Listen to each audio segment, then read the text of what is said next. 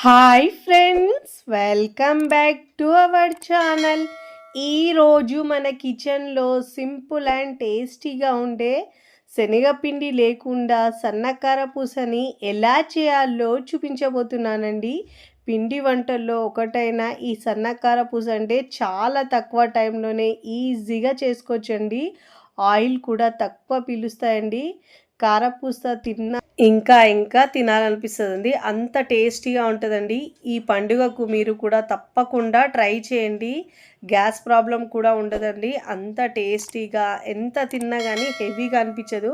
మరి ఇక ఏమాత్రం ఆలస్యం చేయకుండా సింపుల్ అండ్ టేస్టీగా ఉండే ఈ సన్నకార పూసను ఎలా చేయాలో చూద్దాం రండి.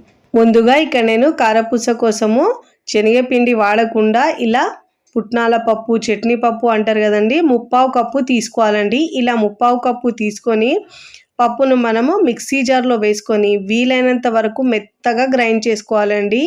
ఇలా పప్పు తీసుకోవడం వల్ల మనకు గ్యాస్ ప్రాబ్లం ఏమీ ఉండదండి తిన్నా కానీ. ఇలా మెత్తగా గ్రైండ్ చేసుకున్న తర్వాత ఇలా మనం జల్లించి తీసుకోవాలండి పిండిని. ఏమని గ్రైండ్ కానీ పాటేమో దీంట్లో వచ్చేస్తుందండి. ఇలా జల్లించి తీసుకోవడం వల్ల సన్నకార పూస కాస్త సన్నగా వేస్తాం కాబట్టి ఇలా జల్లించి తీసుకోవాలి. అప్పుడే మనకు చాలా టేస్టీగా వస్తుందండి.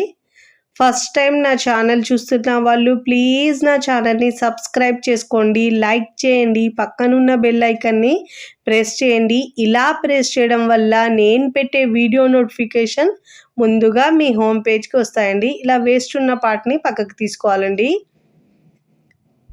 ఇక్కడ నేను పుట్నాల పప్పు 3/4 కప్పు తీసుకున్నాను కాబట్టి 3 కప్పుల బియ్యపిండి తీసుకోవాలండి. పొడి బియ్యపిండి తీసుకున్నానండి నేను. ఇంట్లో రెడీ చేసుకున్న పిండిను మీరు బయట కొన్న పిండి అయినా యూజ్ చేయొచ్చండి. 3/4 కప్పు పుట్నాల పప్పుకు మీరు 1 కప్పు అయినా వేసుకోవచ్చండి. 3 కప్పుల బియ్యపిండికి 1 కప్పు పుట్నాల పప్పు అయినా వేసుకోవచ్చు. ఇలా బియ్యపిండి కూడా వేసుకున్న తర్వాత ఇలా జల్లించి తీసుకోవాలండి. ఇలా జల్లించి తీసుకోవడం వల్ల మనకు మురుకులు చాలా గుల్లగా ఇంకా టేస్టీగా చాలా బాగా వస్తాయండి. ఇలా పిండిని జల్లించి తీసుకోవాలి. ఇప్పుడు దీంట్లో రుచికి సరిపోయినంత ఉప్పు వేసుకోవాలండి. ఉప్పు కారం మీ టేస్ట్ని బట్టి యాడ్ చేసుకోండి. ఇక నేను 1/2 టీ స్పూన్ కారం వేస్తున్నానండి. మీరు ఒకవేళ స్పైసీగా కాస్త తినాలంటే 1 టీ స్పూన్ దాకైనా వేసుకోవచ్చండి కారము. ఇప్పుడు దీంట్లో ఒక 1/2 టీ స్పూన్ దాకా పసుపు వేసుకోవాలండి మంచి కలర్ కోసము. ఇక్కడ నేను వాము ఒక 1/2 టీ స్పూన్ వామును ఇలా గ్రైండ్ చేసి వేసుకున్నానండి. పొడినైతే సన్నకార పూస సన్నగా ఉంటుంది కాబట్టి ఇలా గ్రైండ్ చేసి వేసుకోవాలండి. వాము ఫ్లేవర్ చాలా బాగుంటుంది దీంట్లో. ఇప్పుడు ఇలా పిండిలో బాగా మిక్స్ చేసుకోవాలండి. ఉప్పు కారం మీ టేస్ట్ని బట్టి ఒకవేళ ఎక్కువ తింటే ఎక్కువ, తక్కువ తింటే తక్కువైనా వేసుకొని మిక్స్ చేసుకోవాలి. ఇప్పుడు ఇలా బాగా మిక్స్ చేసుకున్న తర్వాత మనకు క్రిస్పీగా ఇంకా గుల్లగా రావడానికి ఒక 2 టేబుల్ స్పూన్ దాకా వేడి ఆయిల్ వేసుకోవాలండి. ఒకవేళ మీరు ఆయిల్ వేయకపోయినా లేదంటే బటర్ అయినా ఒక 2 టేబుల్ స్పూన్ దాకా వేసుకోవచ్చండి. ఇలా వేసుకొని పిండిని ఇలా బాగా మిక్స్ చేసుకోవాలి. పిండిని ఇలా బాగా మిక్స్ చేసుకున్న తర్వాత ఇప్పుడు చేత్తో ఇలా రబ్ చేస్తూ మిక్స్ చేసుకోవాలండి. అప్పుడే మనకు మురుకులు చాలా క్రిస్పీగా చాలా బాగా వస్తాయండి. ఇప్పుడు ఇలా పిండిని బాగా పట్టించాలి మనం ఆయిల్ని. ఇప్పుడు ఇలా బాగా మిక్స్ చేసుకొని వాటర్ని వేసుకోవాలండి. కాస్త వేడి వాటరే వేసుకోవాలి. కొద్దిగా వాటర్ వేస్తూ పిండిని మిక్స్ చేసుకోవాలండి. ఒకటేసారి మనం పిండిలో వాటర్ ఎక్కువ వేసుకుంటే పల్చగా అయిపోతుందండి పిండి. కన్సిస్టెన్సీ చూసుకుంటూ కొద్దిగా వాటర్ యాడ్ చేసుకోవాలి. ఇక నేను కొద్దిగా వాటర్ వేస్తూ స్పూన్తో మిక్స్ చేసుకుంటున్నానండి. వాటర్ వేడిగా ఉన్నాయి కాబట్టి చేయి కాలుతుందండి. అందుకే ఇలా స్పూన్తో మిక్స్ చేసుకోవాలి.